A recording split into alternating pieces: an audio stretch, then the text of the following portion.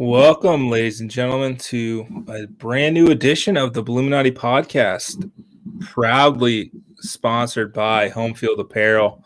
Guys, make sure you go to homefieldapparel.com. They are dropping new content, new shirts, styles almost every week right now.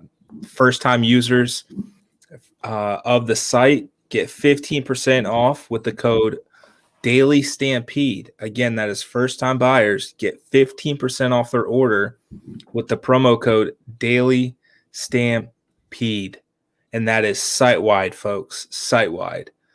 So, jam-packed show. Spring football's back. Football's nearly back. I can't believe it. We had to sit through 7 grueling weeks of mat drills and hype videos and tug-of-war contests, but now we're getting some real live-action football plays in shells, and then we'll get some tackling, and then we'll have a spring game. Oh, Seth, you can feel it in the air, can't you? That's right. Everyone knows March is about college football, so it's finally here. It's spring football time. This is March, baby. That's right. That means spring football is in the air. It's a beautiful time. We sleep in January. That's right. Well, I'm like the Punxsutawney Phil. I kind of go back to sleep through February until spring football comes back up. Exactly. You just wake up once for the late signing day and then go back to sleep. That's right. Just a quick reprieve. Yeah, exactly.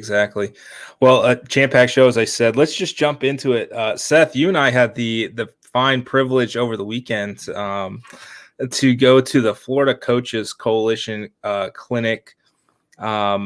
That was held at the West Shore Grand. It was 13 hours worth of coaches speaking, some just kind of pitching, some doing some recruiting. It was 10 hours of recruiting pitches and 3 hours of actual football. Yeah, it was pretty great. It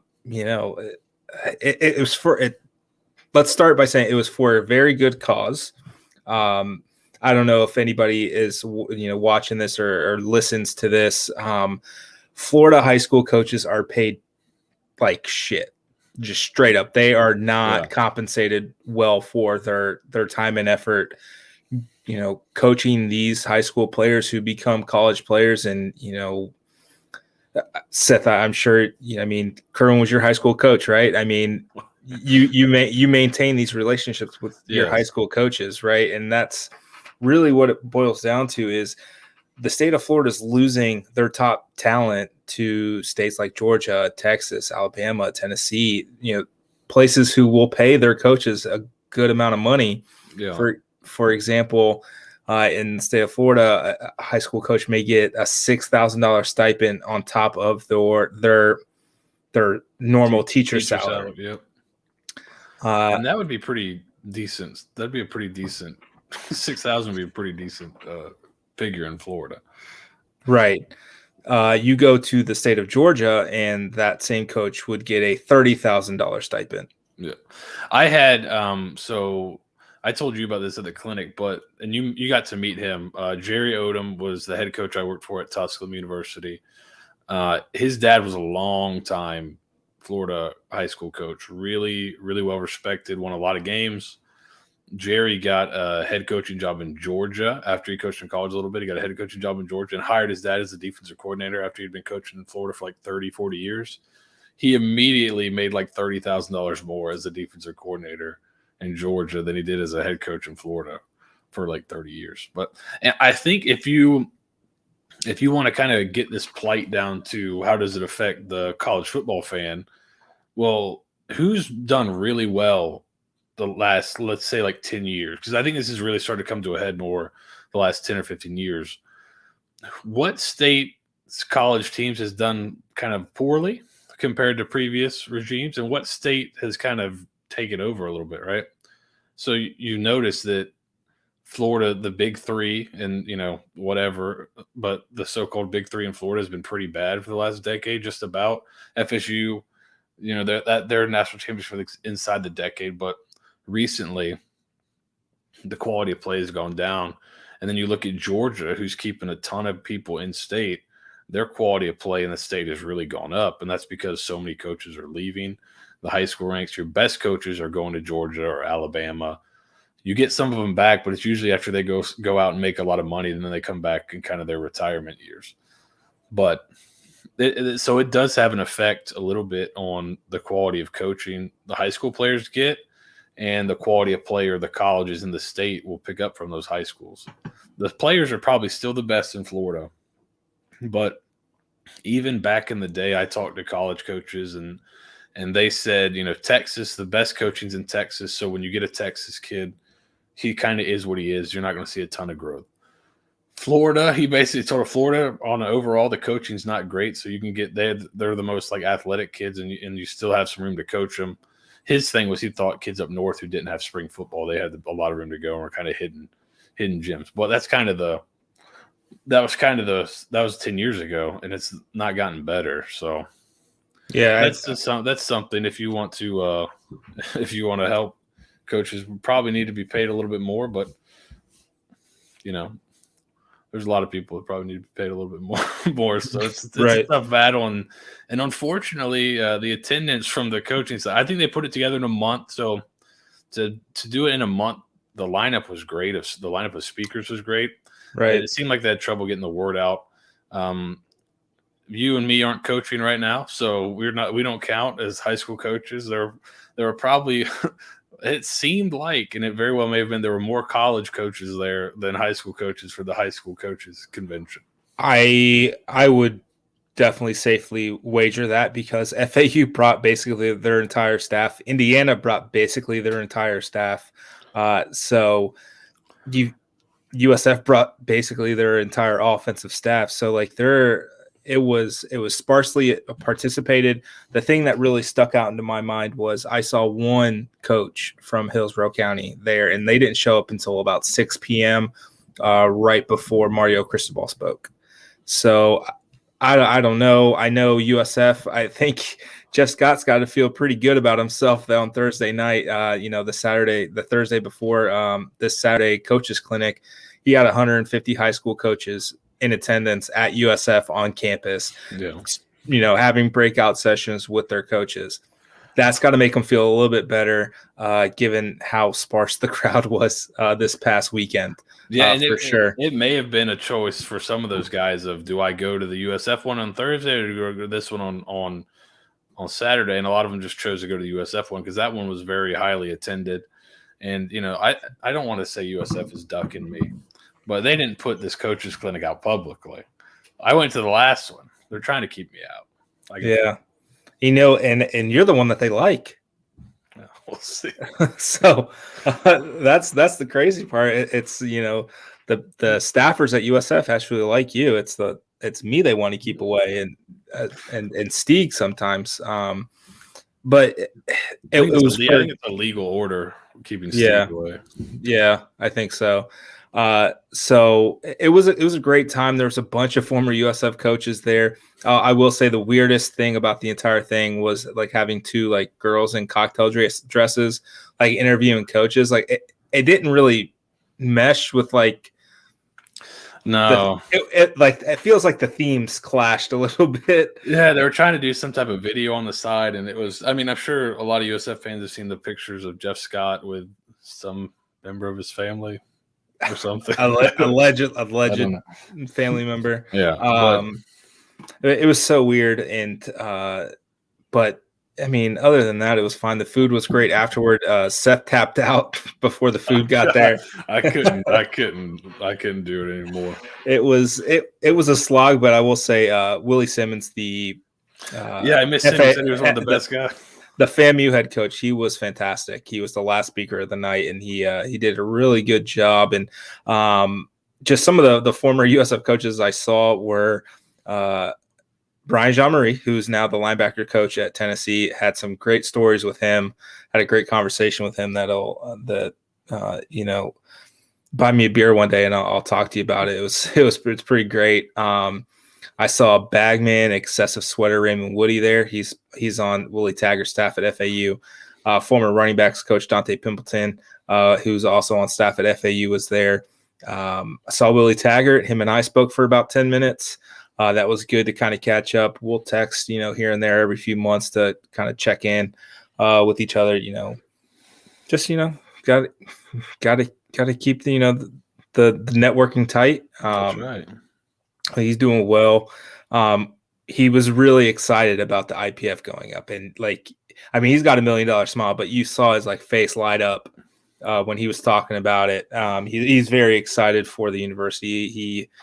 He always has fond memories of USF, and he talked about the potential of the on-campus stadium, and he said, man, that's going to be a game changer. Once they got the IPF, I knew it was only a matter of time before they turned their attention toward the on-campus stadium. And he told me his preference of where it should go, and it's right behind where the practice facility is right now, the Sycamore Fields, where the IM fields are, right there. He thinks that would be a really good spot to put the stadium. It's right within the footprint of the athletic department. Fairly easy access. I think they may have to expand a couple of roads or two to fit the stadium and whatnot, but I think that's a pretty good spot for it. Who else did I see? Oh, former USF player Danny Verpel was a speaker. He's the defense coordinator at Kennesaw State. He was the most lively of the bunch, I would say. He was. So if Danny was a 10 on the excitement scale, Florida State defensive coordinator Adam Fuller was like a 0.4. Yeah, tough. He had a tough act to follow. He had to follow Tom Allen. He did have to follow Tom. That was tough. And then I don't know what he was trying to talk about. It was a tough act to follow. It was really. It's just a strange time when the defensive coordinator is talking about movements. Talk about your scheme, and no one cares. Talk about your scheme. Throw up your scheme. Give us your recruiting pitch, and then talk about your scheme. Yeah, but so it was a great lineup. I'm sure everyone's like, "Why are you talking about this?" So the lineup, we got Tom Allen. So there's another USF connection. We got him. We got the Florida State defensive coordinator. UCF's offensive coordinator, quarterback coach spoke. Billy Napier spoke. Mario Cristobal spoke at the end. But Jeff Scott was the 2:00 speaker, and he brought a little bit of a set. Not quite. He wasn't quite at the Verpel level of excitement, but he was pretty high up there. He was pretty high up there. His recruiting pitch, I think, could use a little bit tightening up. I think it was a crisp 40-minute recruiting pitch. I liked it because I got to learn a lot about where all the coaches are recruiting, what high schools they're responsible for. So that was really neat to kind of see. And he talked a little bit more about the grit score and kind of their off-season program. I thought that was some good stuff, and that's stuff that coaches can actually use. Mm-hmm. I know one of the coaches I'm close with and spoke with a bunch was like, hey, did you get a picture of that? Send it to me.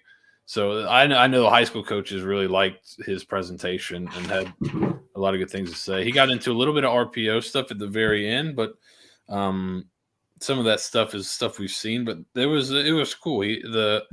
I liked him kind of going through the grit score. He showed a bunch of different things, but he was one of the better speakers for sure of the day. So yeah, absolutely. And just kind of pulling up the grit score. So they had their final mat drill or practice of winter workout was on Friday. So this was their most updated. So Will Jones coming off a torn ACL, top grit score of I can give you the grading scale real quick before you go through the actual scores. So 4, it's a 0 to 4 scale. So every workout they were given a grade by the strength coaches and the coaches on the scene. We gave them a grade. A 4 is this is almost like a GPA type scale. A 4 is championship level effort and leadership above and beyond.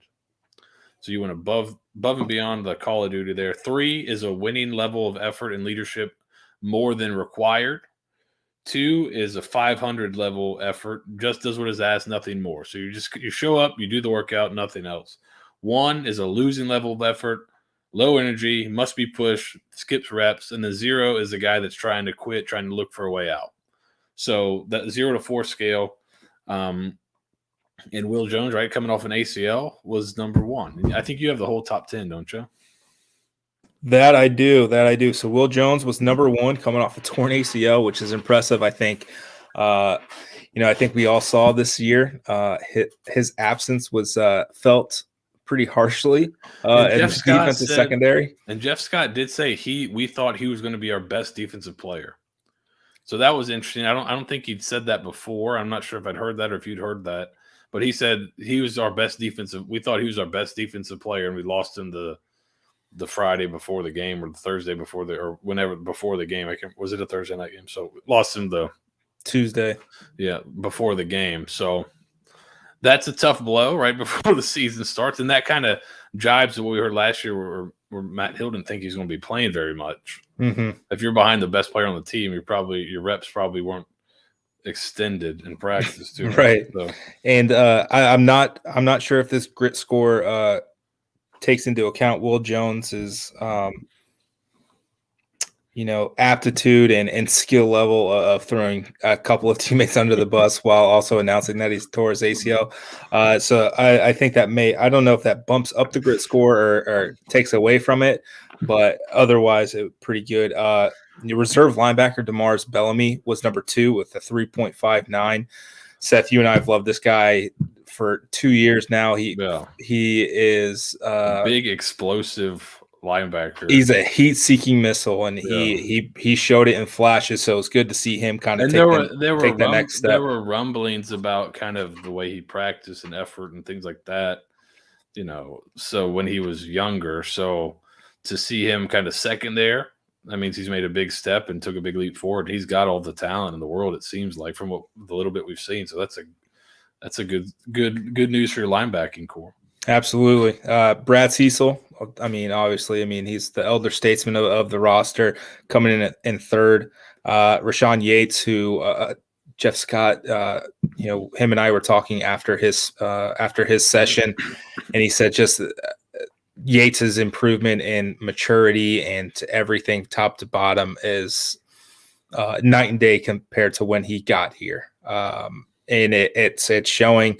Smoke Davis came in, rounded up the top 5. Darian Grant, another guy who's kind of muddled through 3 or 4 years here and is maybe starting to turn the corner as he sees the light at the end of the tunnel of college football. His time is coming. That college football is not going to be an option anymore. Demetrius Harris, Mekhi LaPointe, Chris Carter, Brian Norris, all high effort, high energy guys. I mean, we know what Chris Carter did in that Temple game with that, basically game saving tackle in the first quarter. Brian Norris is another one of those guys who never really could find his footing. Was a running back, came in as a running back, switched to linebacker, finally kind of getting his bearings. Key contributor on special teams. So it's good to see that those top 10 guys get, some praise in front of a bunch of, college coaches. There are a lot of college coaches in those sessions. So it's nice to see that. But I think honestly, my biggest takeaway, and I probably should have known this from the entire day on Saturday, was how much Billy Napier is into analytics. Like, I know he's got like 49 analysts on staff, and everybody's made the joke about it, but like, he is very, very into analytics and breaking it down. I think his team at Louisiana, he had a stat up on the PowerPoint slide presentation that his offense at Louisiana last year was 17 for 17 on third downs and 1 to 3 yards to go. And in the fringe area. In the fringe area, which is what, the plus 40. Right, you're right outside of from where your kicker can make it to the red zone. So he was big on those. He got it from Bill Belichick, 4-point plays when you can turn a field goal into an opportunity to score a touchdown, or defensively when you can kill a drive and force a field goal and not allow a touchdown. 4-point plays, finishing in the red zone, finishing in the fringe area. That's we referenced that quite a bit last season. The good teams do it, and that's what they were really good at it at Louisiana. They were 62% or something like that on the season. So, yeah, he's an interesting guy. He's really, really, really analytical. Surprising. Yeah, that was that he looks was a little like Bobby Hill, but he's like crazy. And he's crazy analytical. Damn it, Bobby. So it was exciting weekend. It really got me through last week. I'll be perfectly honest. I was very excited about it, and it paid off. Spent an hour talking offensive line play with Mario Cristobal, and I was just engaged throughout. Maybe I don't understand it all because offensive line play is one of the most confusing things that you can like try to teach like a normal person. So getting to learn from him was a real treat. Yeah, what's interesting is you get to see this guy's personality a little bit, and you get to see, okay, this guy's. I get why he's a good, like Jeff Scott. You understand once you sit up especially in person, you get to hear him talk. You're like, okay, I understand why this guy's. He told a couple great stories too, but I understand why this guy's a good recruiter. Cristobal, you kind of after hearing him talk, you're like, this guy's really engaging. Funny, laid back. Talking about Cobra Kai. He was all over the place, but he was engaged. He was really engaging. Like, okay, I see why this guy's a really good recruiter. Like, right. So that part of the clinics are interesting. We'll have to get you to one where they talk a little bit more X's and O's, but it was good to kind of see all these different coaches from around the state of Florida and guys with Florida connections come back and talk about a bunch of different things. So it was a lot of fun. They're going to do it again next year. I would imagine they're going to keep it in Tampa because it's such a great location for all these coaches out of town to fly into. So we'll be reporting on this again next year, maybe. Yeah, absolutely. I'm excited. Hopefully things start to change. I know John Peacock, the head coach at Venice, kind of bowed up at Billy Napier about what these college coaches can do. And yeah, what are you guys going to do, basically? And Billy said that he talked to the governor about it. How in depth that conversation was on the University of Florida day at the legislature. No. Who knows? Hey, man, it's you can apply upward pressure on the college coaches. These high school coaches can if they can. The problem is a lot of these private school coaches get paid pretty well. So the St. Thomas Aquinas, they're probably not having this issue.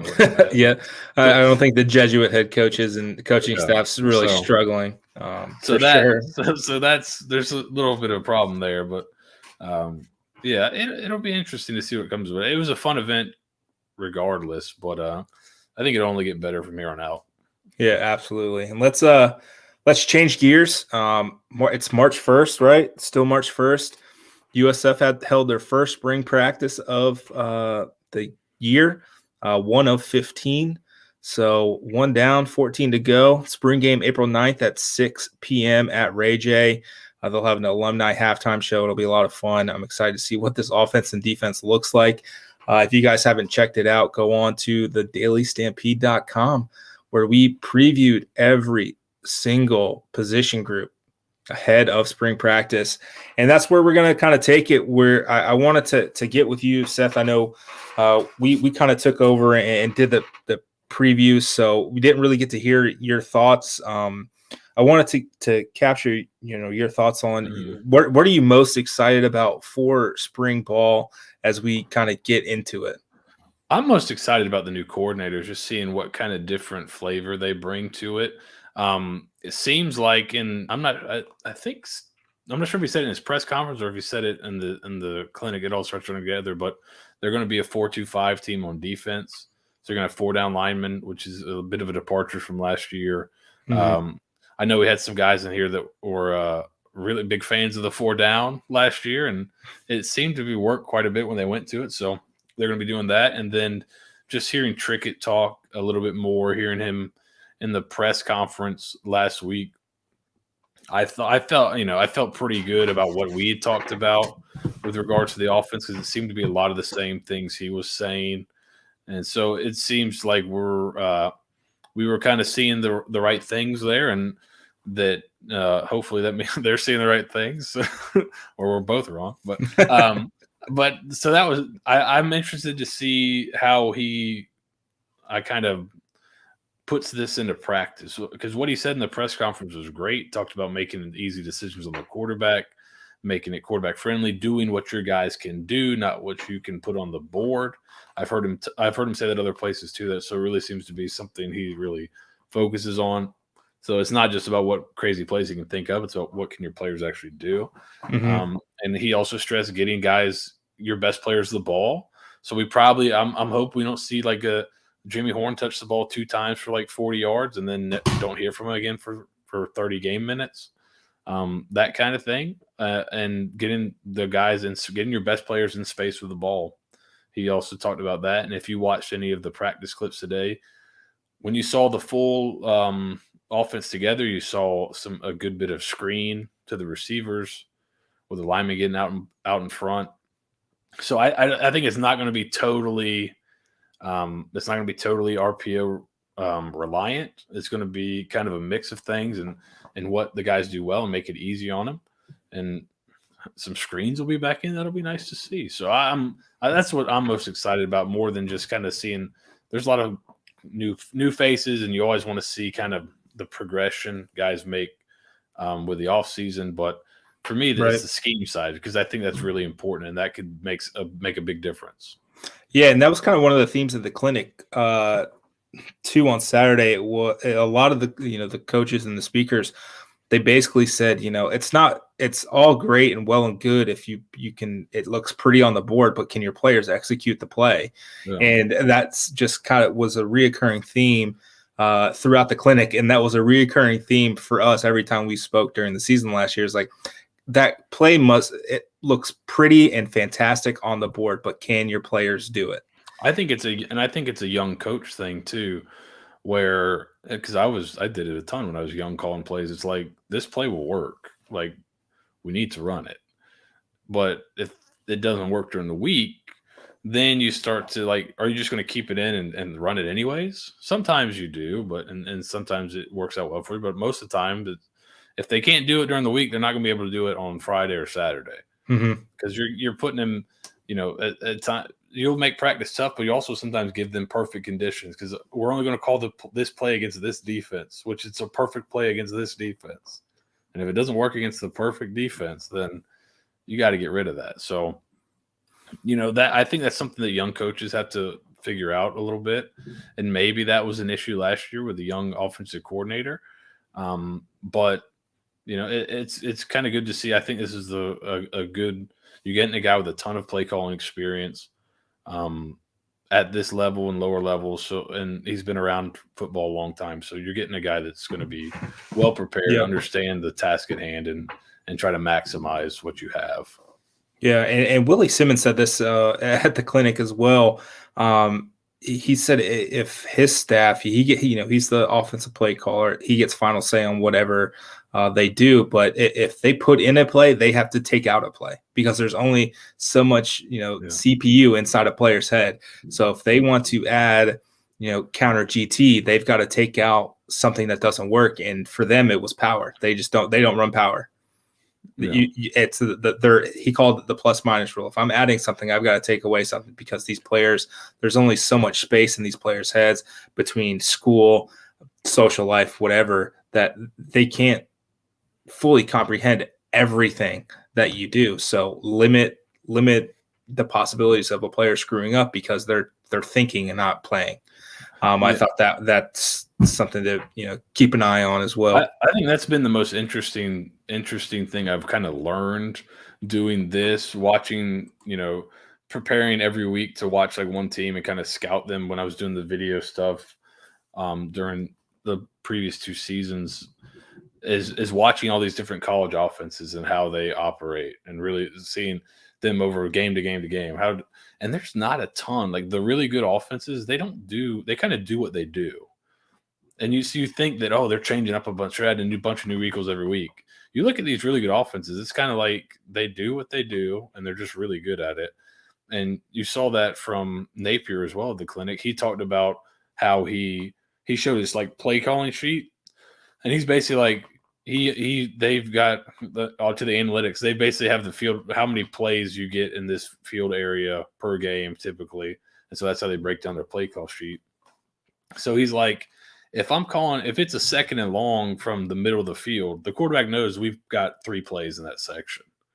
That's it, because that's all we need. So it's not like the whole sheet is available to you every play. You whittle it down to what the guys do well and what they can execute and what they're comfortable and familiar with. And that's all you need to do. Your guys just have to go out and do it. So, that all kind of jives well with Trickett and what he said. And so it'll be really interesting to see him put this into play and see what they look like in the spring game. Yeah, absolutely. And, on the flip side of that, Seth, there's always, you can be most excited about something. What are you least excited about? What about spring practice football are you least excited about?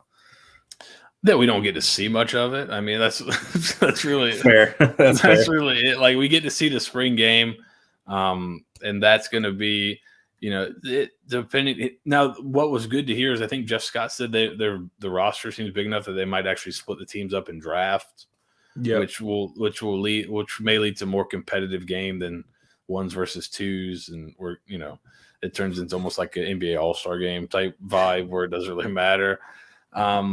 But yeah, that's probably what I'm least excited about.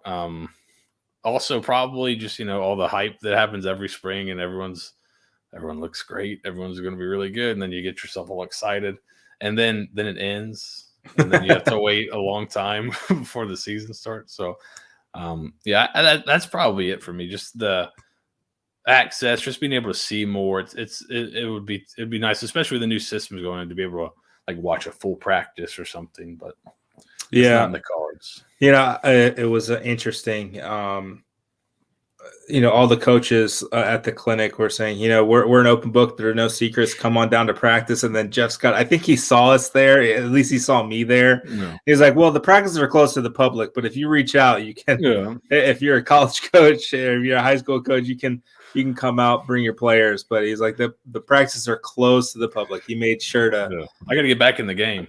Yeah, he said we really need you to latch. Then what do they do? We really need you to latch onto a high school team around here soon, man. I mean, what are you doing? Does Jesuit need like an analyst? Yeah, exactly. I mean, they won't turn Jesuit down. Yeah, that's probably like a $40,000 a year analyst job right there. And, it's a decent area. I like the campus at Jesuit for sure. And you mentioned it, everybody gets really high about spring. Like, how much stock do you put into spring? Because personally, I've been burned multiple times by kind of extrapolating what I see in spring. Like, spring of last year, Cade Fortin was the guy. I mean, technically, I was right. I'm chalking that one up to an extenuating circumstance. So technically, I was right. I said in our Slack channel, watching spring practice, the few times I was able to get out there, Cade's the guy. Jaron Williams isn't it? And technically, I was right. Listen, just that Cade was also not it. I'm a Cade Fortin truther, so you'll never get me off that way. I'm gonna wear that one. Man, as he's a walk-on in Arkansas, when he starts in the SEC championship game next year, you're gonna be. I try to tell you guys, nobody want to listen. What if he starts and they beat Ole Miss? That would be some sweet payback. I'm sure. Oh man. Circle your calendars, yes. Folks. I'm a Cade Fortin truther, so I don't believe that was wrong. But yeah, I remember when I was in high school, or no, I was in high school. Must have been college. I remember seeing Florida fans talk about how terrible Cam Newton was because he had a tough spring game. But it was because he had like the backup offensive line and Carlos Dunlap and that defense that like won the national championship. Was just like it was like going against turnstiles. So he was about to get murdered like every play. So then everyone's like, oh, he sucks. Remember that spring game? And then I'm like, this guy's an animal. What are you talking? And then he goes to JUCO and then goes to Auburn. I'm like, this guy is an animal. And he was an animal. So yeah, I think spring game performance sometimes. But then you look last year, Xavier Weaver kind of came out of nowhere, right? And had a really good spring game, and that carried over into the season. So I think you can get something out of it, but it's not like one unit success. I think necessarily. I think maybe individual success can be a little bit. But like, if the defense looks really good in the spring game, well, they might be good, but maybe that means the offense is bad, or there's stuff like that too. So right, take it with a grain of salt. But I think you can see individual players. If guys are making plays, I think Yeah, I think that's true. And, full disclosure, I was so in on Elijah Mack, and I think it was 2017, 2018, and then he did absolutely nothing, transferred to McNeese State, where he averaged, I think, like 3.4 yards a carry for Sterling Gilbert. And then, obviously, infamously on this here website, 2015, at least I wasn't part of it, Colin Sherwin said Quentin Flowers was also not the answer after the 2015 spring game. So, there's also that. So it's really, I'm a terrible judge of, how much a spring really matters. You can see potential all day, every day, and then it just never translate. They just had that 4-week spurt where they gave it their all, and then the summer comes, and then it's fall camp, and it's really freaking hot in the state of Florida, and they just kind of slog their way through. So I worry, we may see some of that, but all three quarterbacks in the spring game threw the ball pretty darn well. And we saw, with Timmy, it was the deep balls for him in the spring game, and that was his MO early on in the season. And then, he threw the ball like 200 times over the last 4 weeks of the season. So, a little bit more balance there. And I wanted to kind of pull some interesting nuggets as we kind of went through the previews and things. So I was responsible for the linebacker preview. And I was thinking back, I know Steak had that long diatribe on last week about going to the 4.25 and thinking that it was the last time the Bulls ran the 4.25. He was just dead wrong. But so he got suspended. But in 2019, USF did run the 4.25 quite a bit. I think it was their base package. They went to a 3.35 sometimes, but 4.25 was their base in 2019 under Brian Jean-Marie, right? Antonio Greer and Dwayne Boyles combined for 21 tackles for loss and 3 sacks in 2019. In 2020, with Glenn Spencer moving to a 3.35, so 2020, 2021, so 21 games-ish, they had 21 tackles for loss in 2 years and 6 sacks. So, I mean, we both, I think we've always seen, like, Dwayne Boyles he's a guy you want attacking the quarterback at all times. Yeah. You want Antonio Greer stuffing the middle, creating havoc, stopping the runner for tackles for loss. That's what they're very, very good at. And I think getting back to the 4.25 will help them excel at what they do best. And it really goes back to what Trickett said, and Jeff Scott, putting your best players in, good positions for them to succeed. And I think that's really what's going to help. And then obviously, the glaring thing about this defense is the defensive line was atrocious last year. Like, no two ways about it. I think as a unit, as a defense, they tied for last in the nation in sacks with 9. And it was worse the year before. And, there's a reoccurring theme here about what happened in 2021 and 2020. But the retooled defensive line may help free up Greer and Boyles to make more splash plays, what they do best. So I'm excited to see what they can do. What are your thoughts on that? Yeah, I think in terms of the defensive line, they played hard. I thought they played with decent technique, but they were just not very big last year, and they allowed them to get swallowed up. But they did do better when they went to 4 down.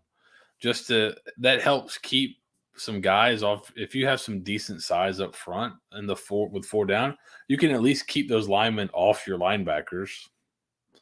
And Greer and Boyles keep those off, keep the linemen off them, let them go make plays. And I think they'll be more comfortable. I always thought I don't know why they didn't have Boyles line up as like an edge rusher more often in that defense. It was really weird. And that's why Jeff Scott said, again, I don't know if it was at the clinic or if it was in his press conference this week, he felt like they needed to – offensively, he wanted to tweak a few things but keep pretty much the same system, same verbiage. Defensively, he's like, I wanted a wholesale change. I wanted to be totally different. Good call. But I think it will fit the players a lot better.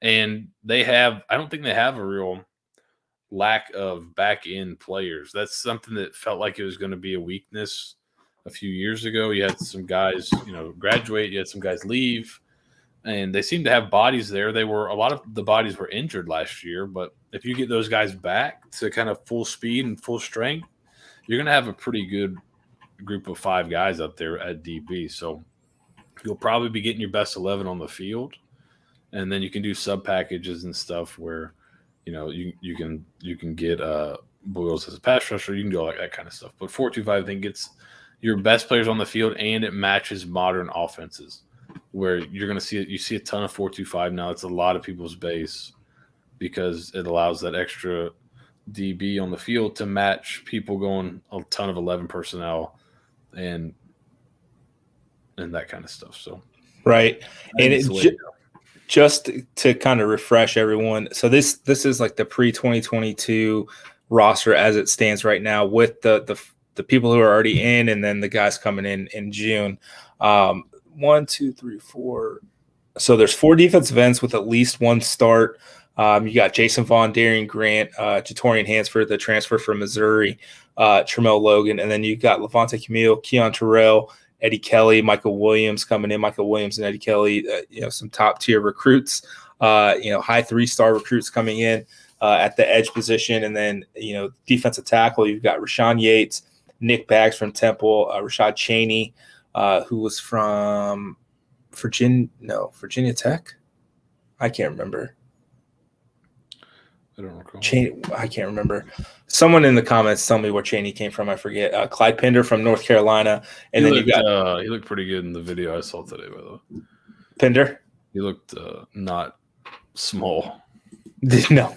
No, he looked like a big boy. Jalen Hobbs is the JUCO transfer from Coffeyville, and then Jaquez Williams, who was the gray shirt from the 2021 class. So there are options. I'm excited to see how they all kind of mesh together. I think an interior rotation of Yates, Baggs, Pender. It's a lot. I think it's a better option than it was last year or the year before, and especially, linebacker. The linebacker position is. I'm excited for it. So you've got Greer and Boyles, right? And then you have DJ Gordon, the Minnesota transfer. Who wasn't in the top of the grit scale, but he was the guy that people were raving about, right? Yeah. People during the winter workouts. So that'll be interesting to see kind of where he fits in. Yep. And then Demars Bellamy, as we talked about, top 10 grit score, top 5 grit score. I think he was number 2, if I'm not mistaken. Deontay Hunter, who's the freshman.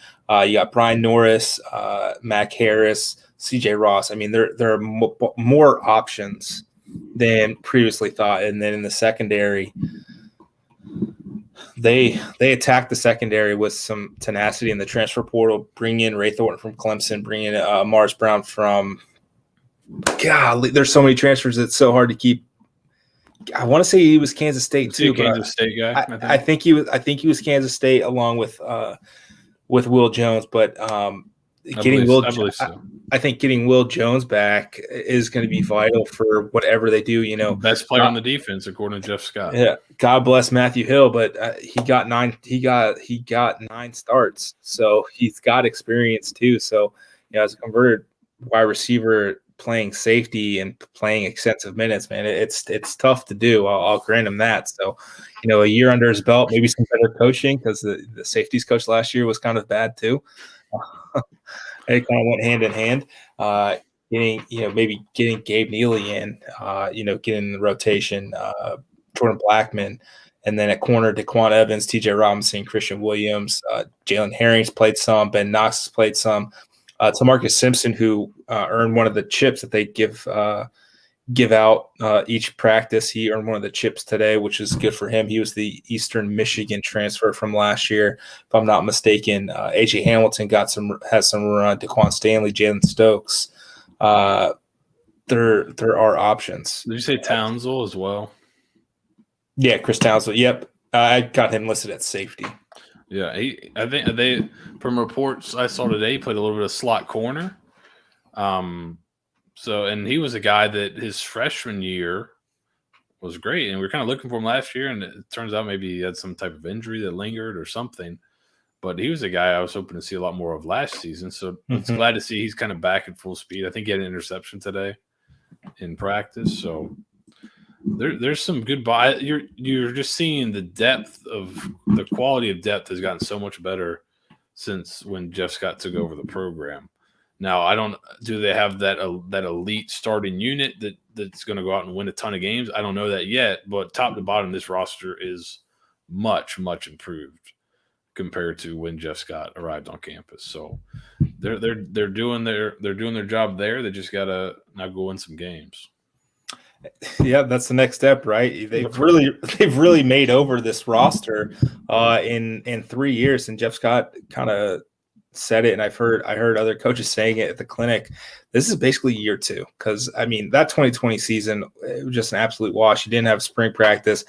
A lot of Jeff Scott kind of really harped on this during the clinic about how, if a guy maybe had a scratchy throat or his ear hurt or something, they kind of was like, hey, I can't practice today.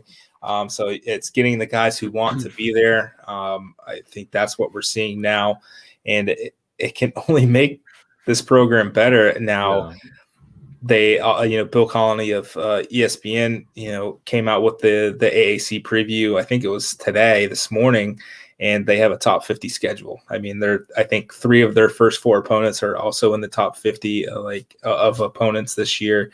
It's a really tough schedule. 4, I think, we talked about it last time on the pod. 4 is probably baseline. Anything less is getting squirrely. Anything less than 3 is getting real squirrely. Yeah. Anything above 4 is gravy. What was interesting is when you look at that, I think he had USF at like 94th in S&P, and then he had Tulsa, I believe, was next up, and they were like 84-ish. Next highest, I believe, is Tulsa. It may have been Tulsa or Tulane. One of that, they always get them confused. But USF's chance of a bowl game was 12%, and their chance of a bowl game was like 53, I think, just in that little bit of a difference. And it's just that goes to show like how hard the schedule is outside of the conference. Like you could be pretty close, but your out of conference schedule is so much tougher. You have a 12% chance to make a bowl, where theirs is like they're going to make a bowl half the time. So it is not an easy schedule, but you got to start picking up some wins. And you hope that leads to a bowl game. That would be a great, great step here this season. But we'll see how it goes. Yeah, absolutely. And I think we've kind of beat around the bush a little bit. Let's kind of discuss the quarterback. I guess it's going to be a true competition. Travis, the official USF football account sent out a pretty nice throw from Travis Marsh to Martin Dawson for a touchdown, in drills today. I think he has a legitimate shot to be the starter. I'm not sure if I don't know if it's like a 30% chance or a 50-50 chance, but I think he's got a decent shot to be a starter. I think we'll talk about it every single time we talk about football. What does Timmy have to do to entrench himself as the starter going forward?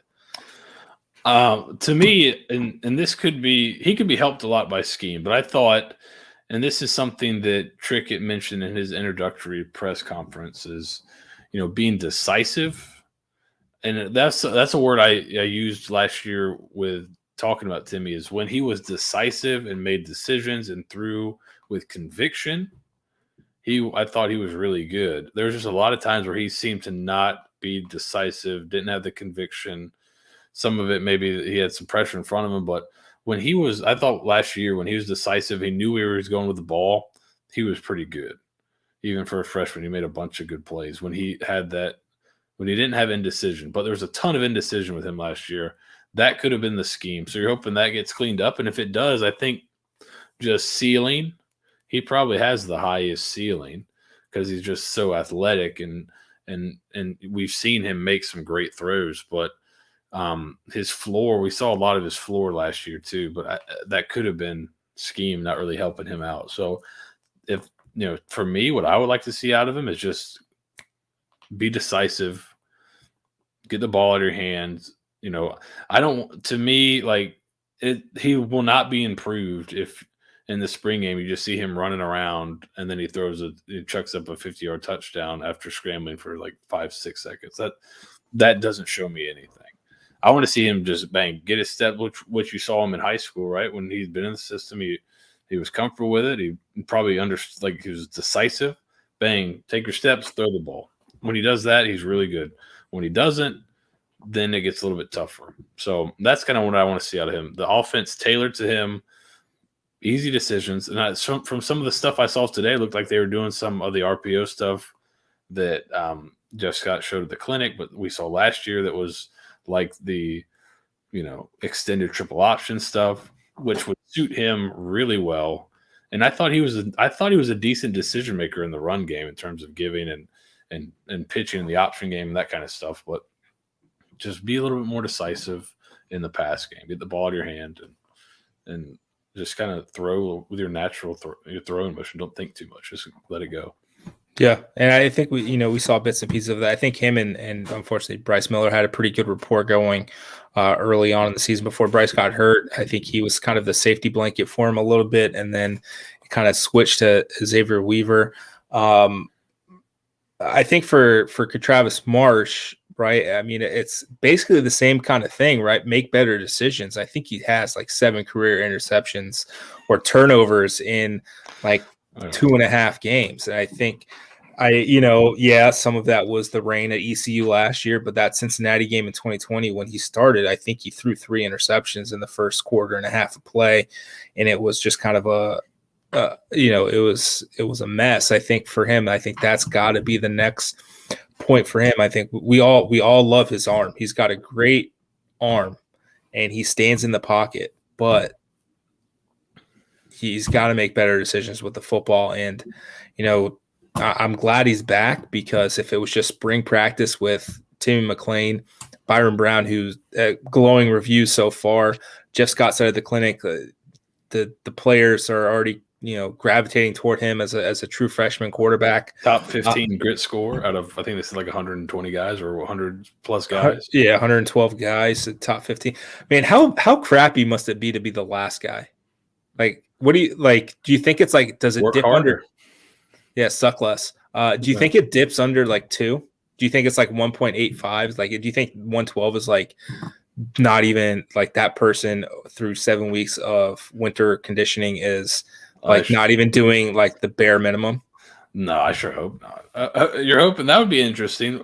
How many of the 112 are over 2? That would be interesting. That would probably give you a good indication of where you're at as a team. Yeah. How many at worst do what they're supposed to do? Yeah. That'd be interesting. I would hope there's not many under that 2 level. If any, right? And like 2.5 is probably the cutoff. Like, I think some colleges, I think USF's one, like there's, you've got to have like a 2.5 minimum GPA to play. I think it's got to be like that too. Like a 2.5 is like the bare minimum we'll accept. This is taking the C's get degrees to like a very insane point. Exactly. So it'll be exciting. And then obviously Jordan Smith going back to quarterback after spending a year at safety. He had shoulder surgery, so he's not going to get a lot of run in spring. We'll see what he can do in fall camp. I think that's another guy who kind of got lost in the shuffle between the coaching changes and stuff. He's a legacy guy, which is unfortunate. His dad played at USF, in the late 90s, early 2000s. So it's tough to,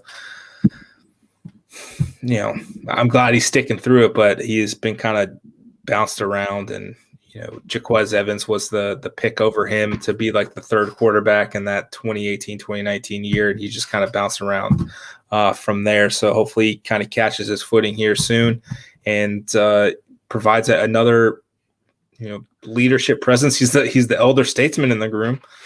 So there's that. I think it certainly seems like they're going to put a premium on the quarterback's athleticism a little bit more. And if you got a guy that was able to make the move over to defensive back, you probably got a pretty athletic guy there. So hopefully this new system will kind of mesh well with his talents, and he can, put his best foot forward. Yeah, I mean, always the thought on him when he did come out of high school was he would eventually end up at wide receiver or safety or something. So it made sense for the move, but happy to see what he can do when he gets healthy. Let's see, what else did I want to talk about? Oh, I wanted to ask you an either or question.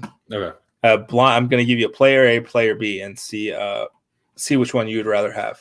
All right. So player A, 160 carries, 671 yards, 5 receptions, 50 yards. Player B, 136 carries, 804 yards, 15 catches, 129 yards. Who's your other? Player B. Do you know who player B is? Who is it? It's the combination of Kelly Joyner and Brian Battie compared to Jaron Mangum when you take away touchdowns in the vulturings. Yeah, all right. I'm down with that. I like both those guys. It would be I think it'll be good to see them get touched. I feel like they really thought that Mangum and Timmy really worked well together. And I think you called him his personal bodyguard. Yeah, absolutely. But I thought they kind of liked that pairing and what they were doing in the run game. But, those other guys have got to touch the ball in different ways, which I think they will in the system. They don't seem to be afraid to throw the ball to the back, get the back out, and do a bunch of different things with them. So hopefully we see it where there's all three of those guys are getting some playing time and able to kind of help produce some explosive plays, because those are guys that can do it for sure. Like, take away 20, 25 carries from Jaron Mangum and spread them out between Kelly Joyner and Brian Battie. I think that's a better utilization of talent, I think. Right? And yeah. Well, I think they can. What's interesting is Battie and Joyner are more alike, so that that's probably why there's more of a split there. But they can all provide some really, really good stuff. I think Joyner was one of the guys today that got a chip or whatever, so he must have had a good day one. Yep. But they've got plenty of firepower in the backfield to kind of play any way you want. And hey, maybe, just maybe, we'll see two of them on the field at the same time. Don't get carried away. Okay. Don't get carried away. But I think just getting those guys in space has been a necessity. And I wanted to ask you this because I know you covered USF and watch USF and watch Florida, but I mean, holistically, you watch a lot of college football. And the running backs last year caught 20 balls as a room. It doesn't seem to me like, for all of the advancements and trickery and forward thinking college football has when it comes to offensive play calling, it really seems like across the board, across the nation, running backs just are not part of the passing game. It's just a blanket thing. I was looking at the NCAA numbers. There's, I think, two running backs in the top 50.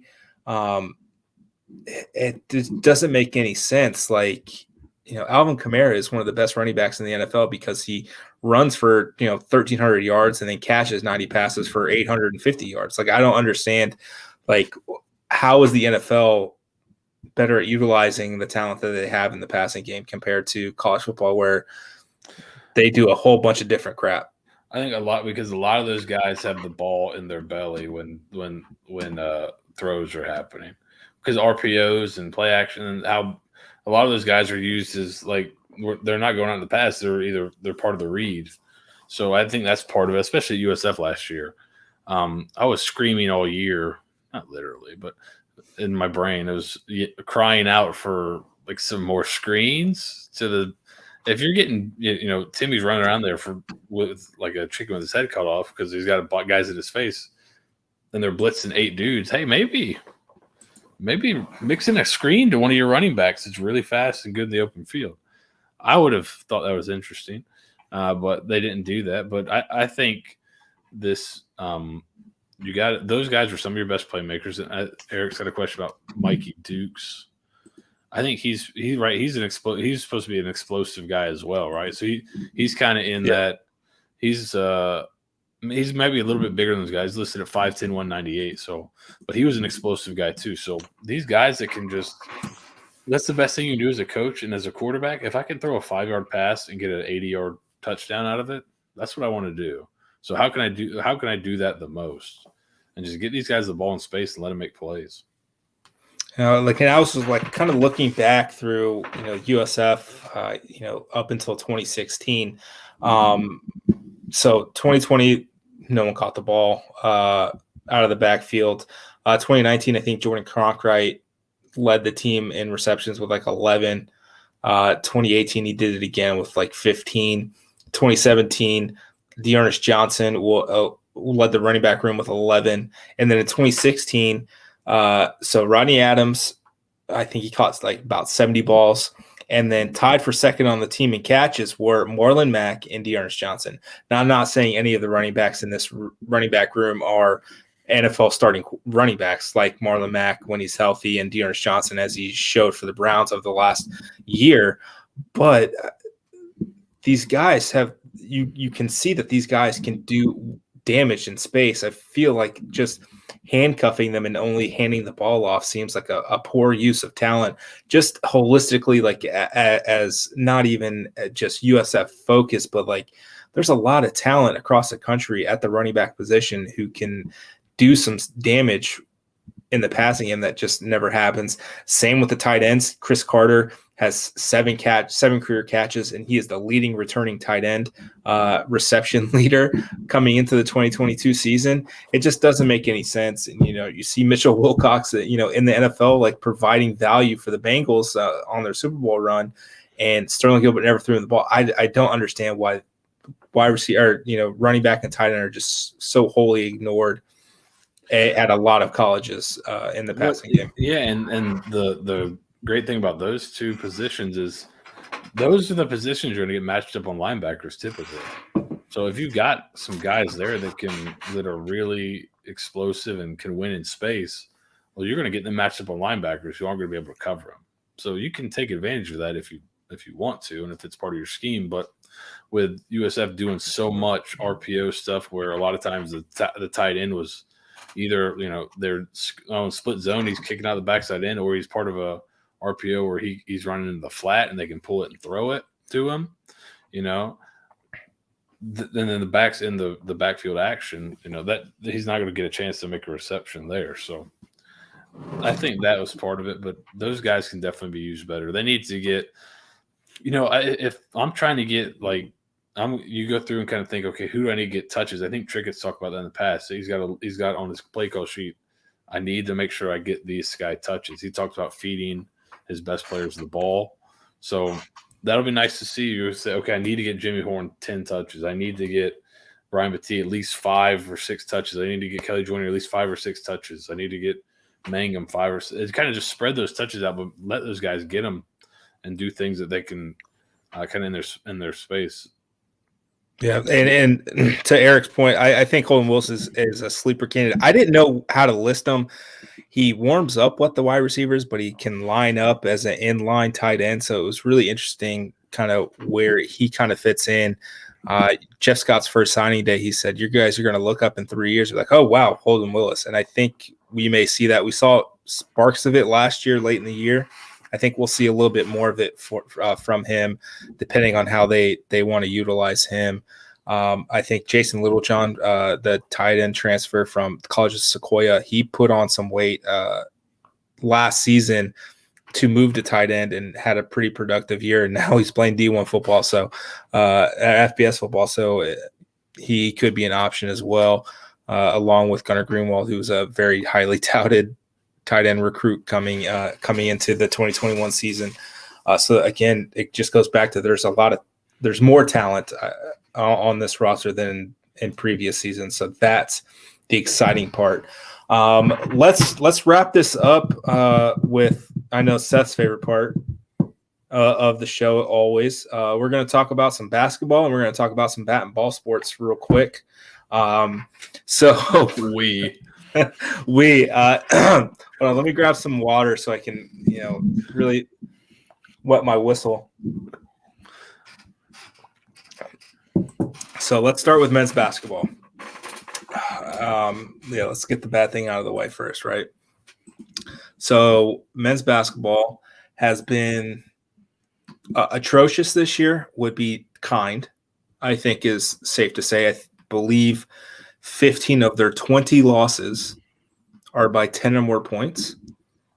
They did beat Cincinnati on Saturday on a last-second buzzer beater from Russell Chua, who has kind of been a revelation. He earned AAC honor roll this past week.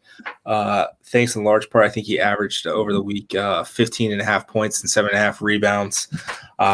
They close out their home slate Thursday versus Memphis. It's senior night. And then they close the season out, the regular season at Temple on Sunday. And then the conference tournament is March 10th through the 13th.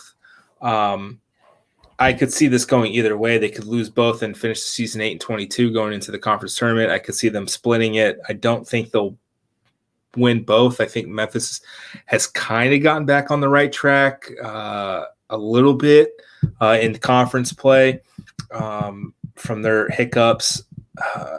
They have beaten Temple already, at home early February. So we'll see if they can carry that on the road. So Thursday's on ESPNU at 9 p.m. Senior night. It's a late start. Oh, God. But at least I'll get to go home first. So that's nice. So I'll be there. I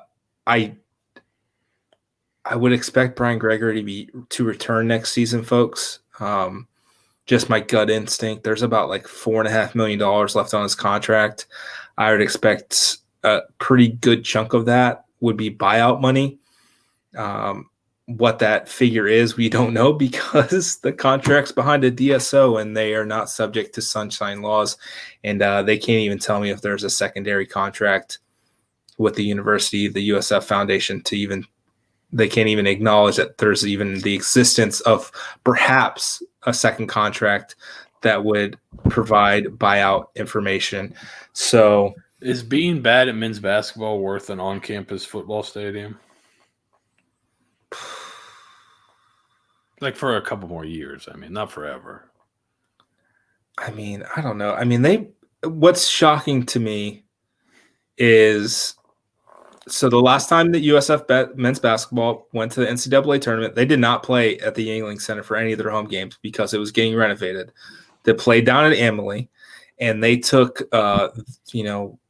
Auburn, who's one of the top 5 teams in the country, to the wire at Amalie earlier this year and have been blown out almost all of the time at home. So I think we really, really need to look into just playing all home games at Amalie just from now on. Like trade the on-campus stadium, trade Ray J for Amalie, and then get the on-campus football stadium, and then do away with the Yingling Center or something, because it is bad. It's bad juju Mbugumbo. It's so bad there, and they play terribly at home for some reason. We're going to do a live pod seance to exercise the demons of the terrible shooting there. Yeah, it's so bad.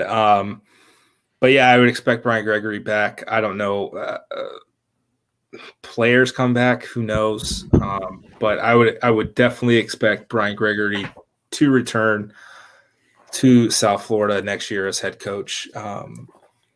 That's just a lot of money to pay someone to not coach at USF's pretty cash strapped as they're trying to build a whole bunch of stuff.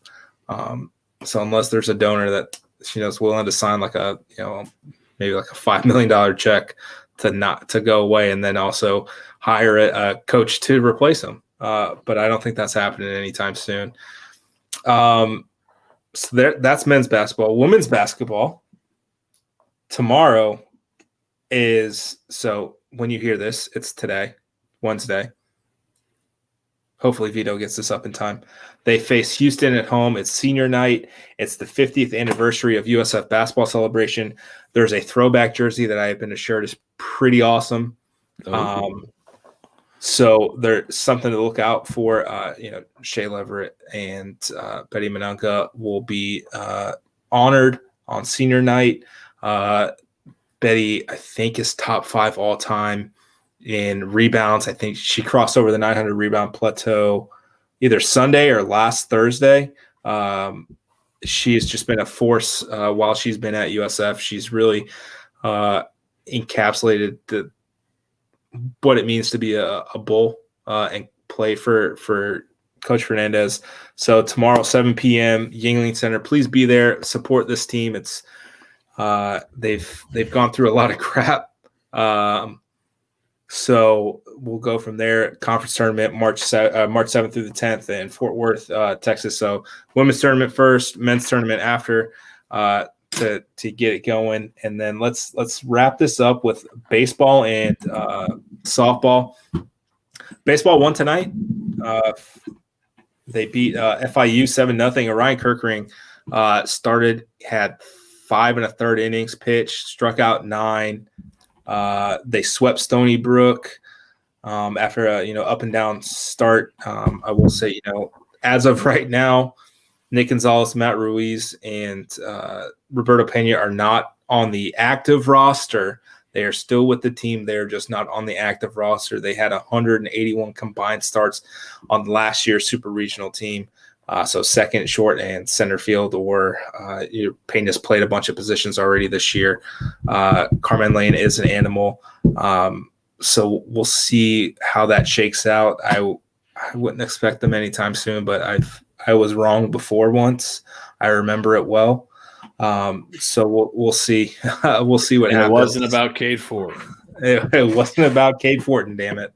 And it wasn't about Georgina Corrick either, because she is an ace, and I said it the first day she stepped on campus. And that's another thing Colin got wrong, that he poo-pooed the fact that she was a Great Britain national team player, and oh, buddy, was he wrong. Georgina Corrick has been absolutely on fire this year. So where does her career stand up in terms of just personal, individual accomplishment? In terms of all of USF athletics, where do you think it stacks up? It's up there. I always thought Sarah Nevins was like the gold standard for athletic achievement. Ken Erickson rode Sarah Nevins' arm to the Women's College World Series in 2012, which is coming up the 10-year anniversary. I think if Ken wants another shot at a College World Series, he's going to have to do the exact same thing this year. There's right now, as it stands currently at 10:19 p.m. on March 3rd, there's not a number 2 pitcher, and you need that second pitcher. Especially when it comes to tournament days, when you're playing like 5 games in 3 days, 5 games in 4 days, six games in 5 days, you need that second person to give them a break. So Cork is 8-0 when she starts, and USF is 2-3 when she doesn't. So that's really what it comes down to. What does she need to do to become the most decorated or the best individual athlete in USF history? Is that attainable for her this year? If she goes nuts, or you think it's pretty close? I know she's pretty close to Sarah Nevins' counting numbers, strikeout wise. There is the little caveat that like Georgina Cork got like 15 games in 2020 that still count toward her stats without burning her eligibility. So you've got to kind of account for that. I think people who know Sarah Nevins would also tell you the exact same thing. She got like 20 extra games. Like, give Sarah Nevins 20 extra games, right? And it would work out the same. Yeah, she's really close to Sarah Nevins' strikeout record.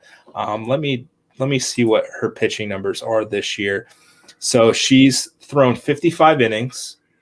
She has given up 1 earned run. She has a 0.13 ERA. Which is 4th in the country. Yep. And she has 79 strikeouts to only 4 walks. Opponents are batting 126 against her. Like this, like, yeah, that's pretty nuts. She's got the fourth. I just saw she's got the fourth best ERA, but everyone in front of her, like I think the max in terms of innings pitched is like 16 in front of her. So she's way like her sample size is much larger. Yeah, she's right there with him. So that's pretty unbelievable. Yeah, they're 3 weeks into the season. She has been named Pitcher of the Week 3 weeks in a row. She is the gold standard when it comes to USF athletics right now. I don't think there's anyone touching what she can do currently playing at USF, or I would say this. She is the best athlete to come through USF since Quentin Flowers and Marla Mack played here. I think I'm pretty safe in saying that. Now, yeah, I'll go with that. Yep. I have convinced myself. I've talked myself out of it and then convinced myself again. She is the best athlete USF has had since Quentin Flowers and Marla Mack played at USF. There you go. Put the T-shirts. And so let me grab their schedule real quick. Let me see. So they play 2 games at Florida Gulf Coast. They're top 25 now, by the way. Right? Yeah, 23rd in the country, I believe, according to D1 Softball and a couple of others. They play at Florida Gulf Coast on Wednesday, 2 games, and then they welcome in Illinois, Chicago, FAMU, Illinois, Chicago, Army, and Florida, and FAMU again on Sunday. So they play 1, 2, 3, 4, 5, 6, 7 games in 1, 2, 3, 4, 5 days. I would expect Georgina to pitch like 5 of them, maybe 4. So she's gonna get her county numbers up. And the thing that's really kind of she struggled with in the past is beating like the really good teams, and she was able to do that. Michigan, Notre Dame, Oklahoma State, she was able to do that. Wisconsin, she was able to beat the really good teams this year that she hasn't been able to do in the past. I don't think she pitched in the Florida game, if I'm not mistaken. I think it was Pope. I think it was Popping. Yeah, she didn't pitch in the Florida game. So good stuff. Let's wrap up. It's been a long one. Oh God, an hour and 17 minutes, man. Vito, you're gonna have a lot of fun editing this. But again, it was just a jam-packed week. You know, spring practice starts. They'll practice Thursday. They'll practice Saturday, and then I believe they go Monday, Tuesday, Thursday next week, and then the following week is spring break. If I'm not mistaken, I'll have to double check the schedule on that, or it could be another week of Tuesday, Thursday, Saturday, and then the Monday, Tuesday, Thursday before the spring break. But exciting times ahead. Football's heading in the right direction. Softball, baseball are heading in the right direction. Women's basketball, God bless them, they're fighting through it. Luckily, hopefully, we only have to withstand like 3 more men's basketball games. So there's that to look forward to. What color does the men's basketball team wear at home? Is it all white? Yeah. So is it like a stormtrooper type shooting thing? No, stormtroopers have better accuracy. That's rough. All right, that's bad. Like, because I mean, a stormtrooper will like didn't they get like Han Solo like in the shoulder, and I think didn't Luke get shot once? So like, there's at least 2 times that a stormtrooper has actually hit an intended target, and they kind of took out a bunch of Ewoks too in the third one.